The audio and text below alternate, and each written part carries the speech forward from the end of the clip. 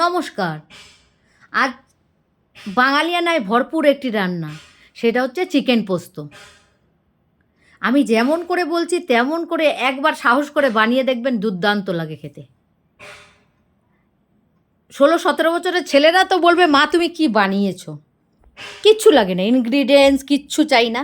সামান্য একটু দই দিয়ে, আমার এখানে 600-700 মতো মাংস আছে, সেটা দই দিয়ে নুন দিয়ে আর হাফ চামচ মতো গোলমরিচ দিয়ে ম্যারিনেট করে রেখে দিন আধা ঘন্টা মতো। ম্যারিনেট করে রেখে দিলেন। এইবার এর আলাদা করে পেঁয়াজ কুচি, এই যেহেতু 600-700 মতো মাংস আছে, তাতে আপনি 4টা গোটা পেঁয়াজ চৌকো চৌকো করে কেটে রাখুন। আর লাগবে 7-8 কোয়া রসুন। আর আমার ছেলে কলেজে পড়ে, আমার ছেলে খুবই ছোট, ও আর আমি দুইজনেই চিকেনে আলু ছাড়া আমাদের চলে না। তাই আমার মাংস রান্নায় আলু মাস্ট।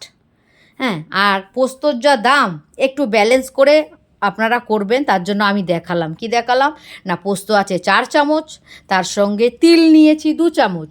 আর আপনাদের ঘরে যদি চারমগজ থাকে তবে অ্যাড করতে পারেন। আমার কাছে ছিল, মশলাটা যেহেতু বাটা হচ্ছিল না তাই পরে অ্যাড করেছি, ওটা দেখানো হয়নি।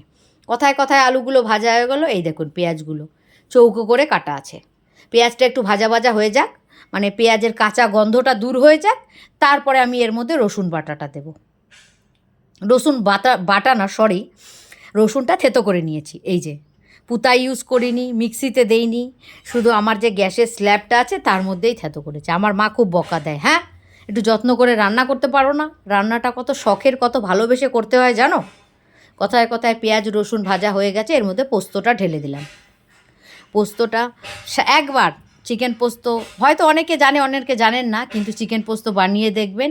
ডেলি ডেলি চিকেন কষা, চিলি চিকেন, চিকেনের ঝোল খেতে আর ভালো লাগে না। আর ব্রয়লার মাংস তো একটু যদি টেস্টি না হয় না, ভালো লাগে না। তাই একটু এরকম বানিয়ে দেখবেন, খুব ভালো লাগবে। আর এর মধ্যে একটু মিষ্টিটা দেবেন, হালকা মিষ্টি ফ্লেভারটা যেন থাকে। হ্যাঁ, পোস্ত ভাজা হয়ে গেছে, তো এর মধ্যে ম্যারিনেট করা চিকেনটা দিয়ে দিলাম। চিকেনটা একটু কষানো হোক, একটু লঙ্কার গুঁড়ো দেব, দিয়ে ঢাকা দিয়ে রাখি। আমি সব রান্নাই ঢাকনা ব্যবহার করি আর আস্তে আস্তে করার চেষ্টা করি। এই যে জল বেরিয়েছে, এই জলেই আপনার মাংস সিদ্ধ হয়ে যাবে। খুব কম আঁচে আস্তে আস্তে রান্না করুন, দারুণ হয় চিকেন পোস্ত, মুখে লেগে থাকবে। আর রান্নার শেষে এর সঙ্গে ভাত ভালো লাগে না, যে ভাত খেতে চাই খেতেই পারে, কোনো অসুবিধা নেই, কিন্তু পরোটা, বাটার নান, তন্দুরি এগুলো একদম দারুণ যায়। বাড়িতে বানাবেন আর হোটেল থেকে তন্দুরি বাটার নান নিয়ে আসবেন, ঘরেই পার্টি হয়ে যাবে। কথায় কথায় আলুগুলোও দিয়ে দিয়েছি, কিন্তু আলুগুলো দেখছি সিদ্ধ হয়েছে কিনা। হ্যাঁ, আলুটা সিদ্ধ হয়ে গেছে। আর একটু ভালো করে নাড়াচাড়া করি, তারপরে নামিয়ে দেবো। বেশি সময় লাগে না, দেখেছেন কালার অপূর্ব সুন্দর।